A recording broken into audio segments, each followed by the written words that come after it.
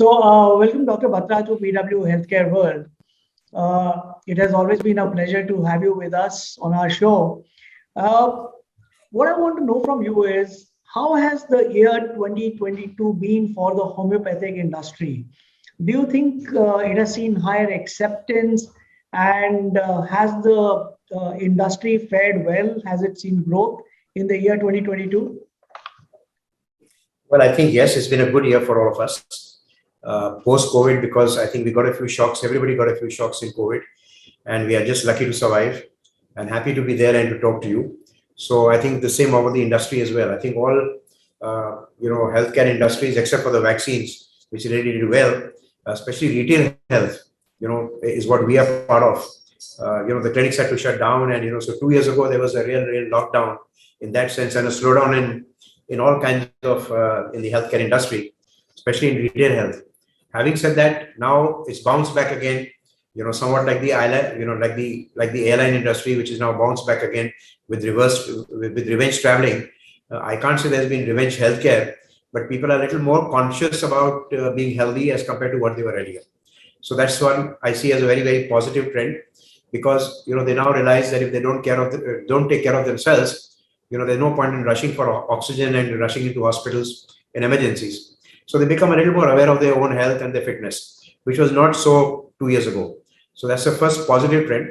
The second positive trend that's happened this year also is the trend towards alternative medicine or Ayush, because people have also tried to realize that, okay, that during COVID time also there were kadas, also there was arsenic ab, like a preventive medicine in homeopathy, which was given to so many people, which was then subsequently also clinically proved that it actually helped. So, there were lots of such experiences that people had with alternative medicine and with homeopathy that actually helped to build the Ayush brand as well as the homeopathy brand.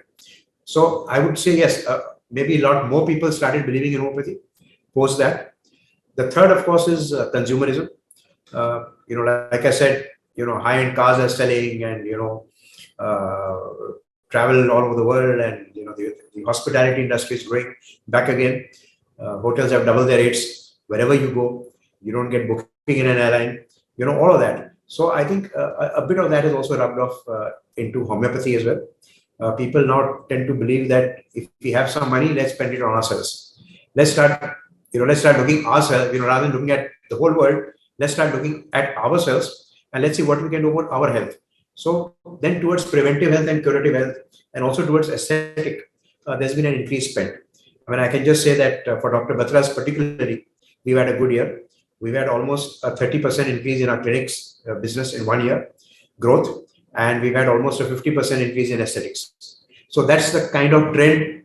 And, I tend to believe that because we are leaders, so I believe that everybody else will also follow the same trend. So yes, in short, it has been a good year, and one looks forward to this continuing. Lovely summarization of what the 2022 has been, Dr. Batra. Now, this year is coming to an end, and there's a freshness in the healthcare industry, which everybody is seeing. What are some of the trends to watch out for in 2023 when it comes to homeopathy as a practice? Well, homeopathy is going to be more technologically developed. So there's going to be many more e-consults coming up in the market as compared to what they are today, because people are more and more, not only working from home, but they're actually lazy from home. So, there's been a mindset where people don't want to go to doctors, don't want to visit. And therefore, more and more people will depend on the e-consult model and an electronic consultation model as compared to what it was earlier. And I believe that e-consults will actually increase, and they'll find their own space. So also things like what we have done, for example, we are now launching virtual clinics for patients from all over the world. So you can actually get, you have bots you can talk to, you have actually live doctors you can talk to anytime you like. You can pay a small consultation fee of £10, and you can actually talk about your entire medical history, which then gets recorded. So I think moving towards technology, moving towards an electronic medium, moving towards a brick and click model is what is going to be the future of homeopathy. It's already there, I would say. But I think next year is going to accentuate. That's one thing. The second thing is that there's going to be a stronger focus, as we have as well in our company, between marrying homeopathy with technology and marrying homeopathy with aesthetics. So one is with technology and the second is with aesthetics, because more and more people are going to be more worried about the way they look, the way they feel, the way they dress, and of course, the way they carry themselves, and whether their skin is good or not. So I think these kinds of treatments of weight loss, skin management, acne are actually going to grow in the coming years. And the Instagram generation hasn't helped. I mean, it's helped us, but it hasn't helped people, because then you're really so conscious about the perfect beauty. And I actually believe that imperfection is beautiful as well. So, but people don't believe that. So, which is good for all these aesthetic clinics. People keep going there. I think that trend will continue. The third trend that I see also for homeopathy and healthcare is also towards holistic medicine. More and more people are going to turn to mind and body together, because there are going to be many more psychosomatic problems. They already are, but now there's a recognition of them, becoming far more popular and more common as compared to what was earlier. So I actually believe that mental health also will be a very strong indicator, because also during COVID, I'm not talking about long COVID and those kind of problems, but a lot of people are still suffering from recovering from the financial loss that they had, recovering from the loss of a dead one, of a near one that they had, somebody dying who was very close to them. So I think emotional health is also going to play a very important role in the coming year, and homeopathy is going to be on the forefront of that, and so are we. Lovely. Now, Dr. Batra, as a thought leader in the homeopathy industry, not just in India, but overseas as well, what are some of the expectations that you have from the policymakers in the coming year? And also, is there something that you wish the government addresses in the upcoming budget in 2023? So first of all, I have no expectations. And that's what keeps me happy. Because when you have expectations and then they don't go your way, then you worry. Number two is that we're a private organization. We don't really depend on the government for anything. So I also believe I'm, in the forefront of privatization, of entrepreneurship, of independent people taking their own decisions, running their own businesses. The best thing that the government can do is not interfere. So, I think ease to do business and non-interference in business, and allowing, our young entrepreneurs to actually grow. I know so many startups have come up, also in the healthcare industry. And I believe that a lot of this would happen if the government was supportive. So I don't expect any policy change. I don't expect reduction in taxes. I don't expect any of that. All I expect is that if they make easy for entrepreneurs and they encourage, people to start up their own small businesses. So I think the focus on the MSEME, the small and the middle level businesses is very huge, because must be there, because this is really what actually generates employment at the grassroots level.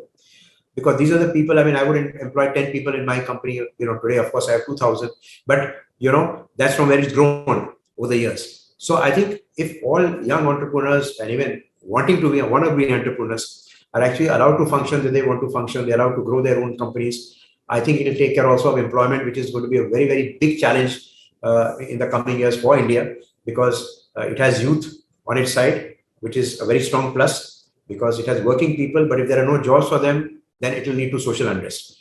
And therefore, it's very important to look at employment, it's very important to look at entrepreneurship, it's very important to develop growth and allow growth to be there.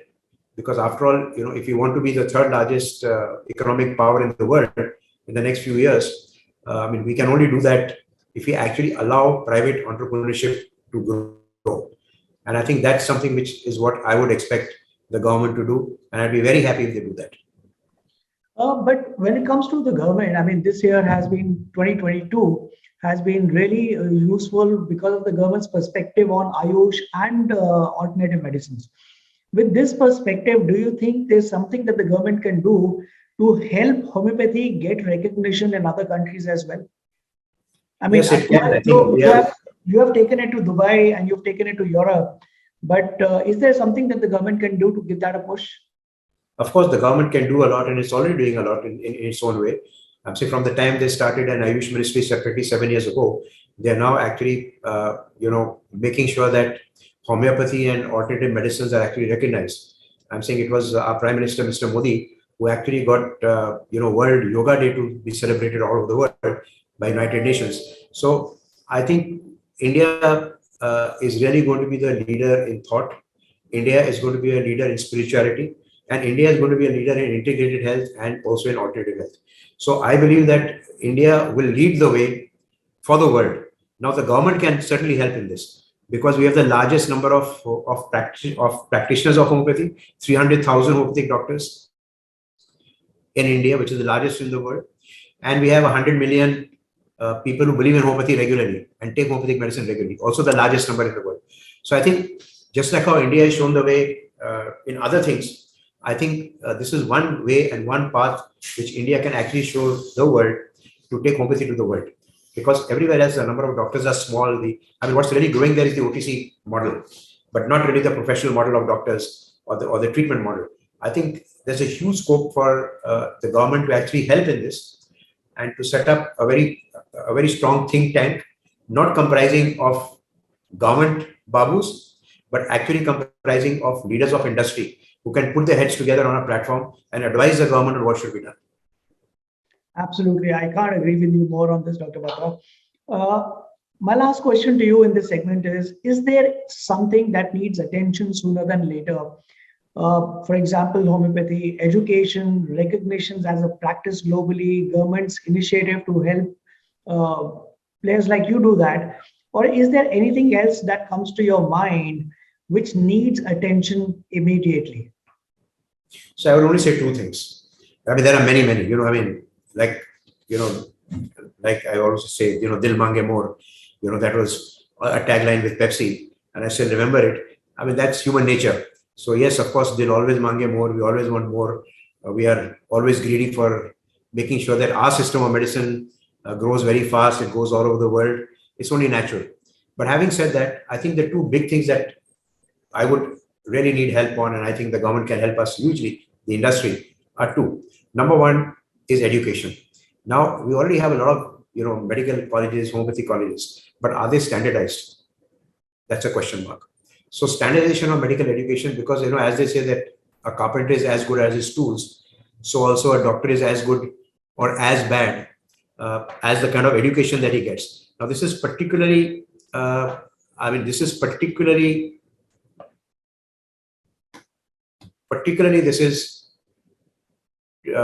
true.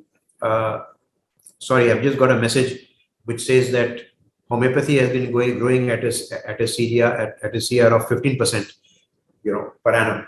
So, that's the answer to your question, that you had asked me earlier.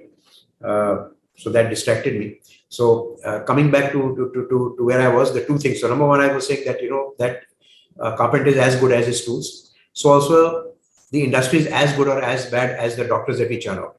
Now, this is not just academic education, but it's also practical education. So how much of clinical knowledge do these doctors get when they come out?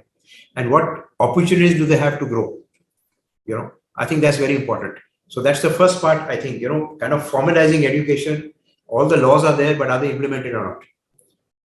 And the implementation of very strong laws to making sure that all educational institutes are of a particular minimum standard and that they really become institutes of medical excellence. That's what I would like to look at. That's number one. The second thing, of course, is R&D. There's not enough R&D being built. How much of clinical evidence can we provide to all other systems of medicine, saying that, okay, for a disease like XYZ, homeopathy has a better answer because this is how it is clinically proven, or this particular medicine works better than anything else for this disorder because this is the research that has been done. So I think measuring medical outcomes in homeopathy and measuring them objectively is the need of the hour. We are doing it in a small way in all our clinics ourselves at Dr. Batra's, but I think the government can, and even the World Health Organization can actually, lay this up, and it can play this with a much better way, much larger platform, and I think then recognition for homeopathy all over the world will be far greater compared to what it is today. Got it. I think this is where the role of PPP would come in, both in terms of education and R&D. Dr. Batra, in 2023, what do we expect from Dr. Batra's homeopathy? Is there some expansion, growth, M&A? What is it that we can expect? Well, I can't mention all of that now because when it comes to that, we'll kind of talk about it. But right now, yes, we certainly are going to grow. I see a lot of growth happening in our product vertical and a lot of growth happening in our international vertical. So I think these are the two areas because we're already in 150 cities in India. and that is also going to grow, and they are already growing. And we're also growing a lot in aesthetics over there as well. Like I mentioned, almost 50% growth over last year in aesthetics, homeopathic aesthetics, and this will continue.